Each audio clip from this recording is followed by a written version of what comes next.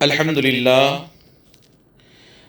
للہ والصلاة والسلام علی نبینا محمد وعلی آلہ وصحبہ اجمعین، اما بعد۔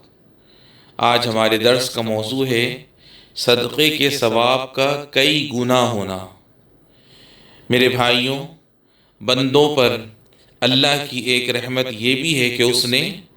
نیک عمل کے ثواب کو کئی درجہ بڑھانے کے لیے ذرائع مہیا کر دیے۔ چنانچہ اللہ سبحانہ وتعالی نے فرمایا، ان تقرضوا اللہ قرضا حسنا یضاعفہ لکم ویغفر لکم، یعنی اگر تم اللہ کو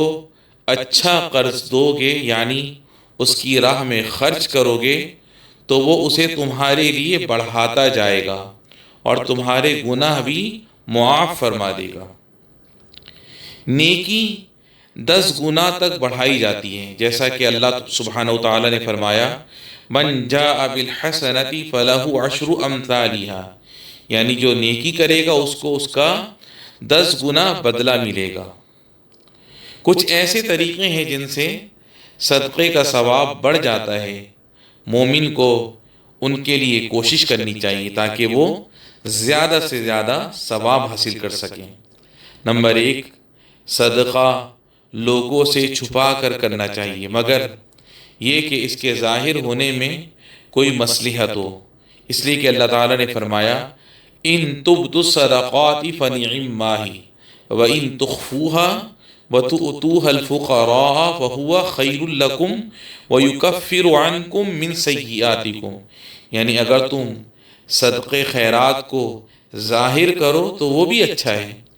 اور اگر تم اسے پوشیدہ پوشیدہ مسکینوں کو دے دو تو یہ تمہارے حق میں بہتر ہے، اللہ تمہارے گناہوں کو مٹا دے گا۔ یعنی اگر تم صدقات کو ظاہر کر کے اللہ کی رضا چاہتے ہوئے اعلانیہ خرچ کرو تو یہ بڑی اچھی بات ہے، اس سے لوگوں کو رغبت بھی حاصل ہوگی، اور اگر اسے چھپا کے خرچ کرو تو یہ تمہارے لیے زیادہ بہتر ہے، کیونکہ یہ دکھاوے سے زیادہ دور اور اخلاص کے زیادہ قریب ہے، اور صدقہ کیے گئے شخص پر احسان جتانے سے بھی دور ہے۔ اسی طرح اس میں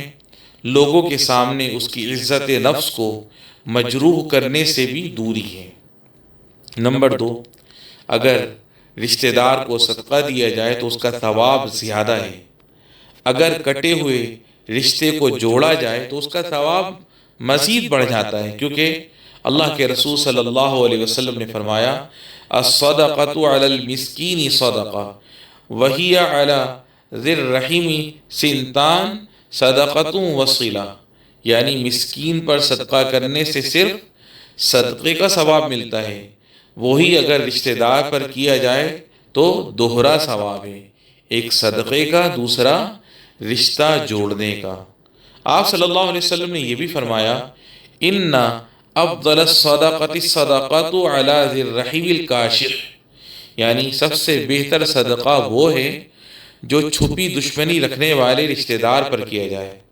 کاشح یعنی دل میں دشمنی چھپانے والے کو کہا جاتا ہے۔ ایسے شخص پر صدقہ کرنا افضل ہے تاکہ اس کی دشمنی دور ہو جائے، وہ اپنے رشتہ دار کی الفت و محبت کی طرف لوٹے اور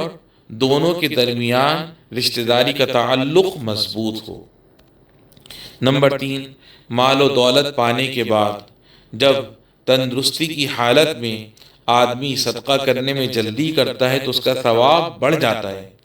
اور اس کی فضیلت میں زیادتی ہو جاتی ہے۔ چنانچہ ایک صحابی اللہ کے رسول صلی اللہ علیہ وسلم کے پاس آئے اور انہوں نے کہا، اے اللہ کے رسول صلی اللہ علیہ وسلم، ثواب کے اعتبار سے کون سا صدقہ سب سے بڑا ہے؟ تو آپ صلی اللہ علیہ وسلم نے فرمایا، ان تصدق وانت صحیح تخشى الفقر وتأمل الغنى ولا تمهل حتى اذا بلغت الحلقوم قلت لفلان كذا ولفلان كذا وقد كان لفلان، یعنی جب تم تندرستی کی حالت میں صدقہ کرو اور تمہارے اندر مال کی محبت ہو، خرچ کر دینے سے تم کو محتاجی کا ڈر ہو، اور نہ خرچ کرنے سے مالداری کی امید ہو، صدقہ کرنے میں ٹال مٹول نہ کرو، یہاں تک کہ جب مرنے لگو اور روح حلق تک پہنچ جائے تو کہو کہ فلاں کا اتنا ہے اور فلاں کا اتنا ہے، حالانکہ وہ فلاں کا تھا۔ اس حدیث میں اللہ کے رسول صلی اللہ علیہ وسلم نے بیان فرمایا کہ محتاج ہو جانے کے خطرے اور مالداری کی امید کے وقت صدقہ کرنے میں جلدی کرنا سب سے افضل ہے، خاص طور پر جب آدمی مالدار و خوشحال ہو، کیونکہ صدقہ کرنے سے روکنے والی چیزیں اور مال سے محبت رکھنے اور اس کی حفاظت کرنے کے اسباب کے باوجود آدمی کا صدقہ کرنا اس کی سچی نیت کو بتاتا ہے اور اس کے ثواب میں اضافہ کرتا ہے۔ پھر نبی کریم صلی اللہ علیہ وسلم نے اس بات سے بچنے کا حکم دیا ہے کہ آدمی صدقہ کرنے میں تاخیر سے کام لے، یہاں تک کہ جب وہ محسوس کرے کہ اس کی موت قریب آ گئی ہے اور اب اس کا مال اسے کوئی فائدہ نہیں دے گا، نیز وہ اسے چھوڑ کر جانے والا ہے، تو وصیت کرنے لگے کہ فلاں کا اتنا ہے اور فلاں کا اتنا ہے، جبکہ وہ مال وارثوں کی ملکیت میں آنے والا تھا۔ اس وقت اس کا صدقہ تندرستی کی حالت میں کیے گئے صدقے کے مقابلے میں ناقص اور کم ثواب والا ہوگا۔ نمبر 4، مرنے کے بعد اگر آدمی کے صدقے کا فائدہ جاری رہتا ہے تو صدقے کے ثواب میں اضافہ ہوتا ہے، جیسے وہ صدقات جن کا فائدہ لوگوں کو پہنچتا رہتا ہے۔ نبی کریم صلی اللہ علیہ وسلم نے فرمایا، سبع یجری للعبد اجرہن من بعد موتی وہو فی قبری، من علم علما او کرا نہرا او حفر بئرا او غرس نخلا او بنى مسجدا او ورث مصحفا او ترک ولدا یستغفر له بعد موتی۔ یعنی 7 چیزیں ایسی ہیں جن کا ثواب آدمی کو اس کے مرنے کے بعد بھی ملتا رہتا ہے، جس نے کوئی علم سکھایا ہو، یا نہر جاری کی ہو، یا کنواں کھدوایا ہو، یا کھجور کے درخت لگائے ہوں، یا مسجد بنوائی ہو، یا قرآن کا نسخہ کسی کو دیا ہو، یا ایسی اولاد چھوڑی ہو جو اس کے مرنے کے بعد اس کے لیے دعا کرتی ہو۔ صدقہ جاریہ کرنے والے کو قبر میں بھی اس کا ثواب پہنچتا رہتا ہے جب تک اس سے فائدہ اٹھایا جاتا رہے، اس کا اجر برابر جاری رہتا ہے۔ صدقات کے ثواب کو برابر جاری رکھنے کے ذرائع پر ہمیں حریص ہونا چاہیے تاکہ ہمیں زیادہ ثواب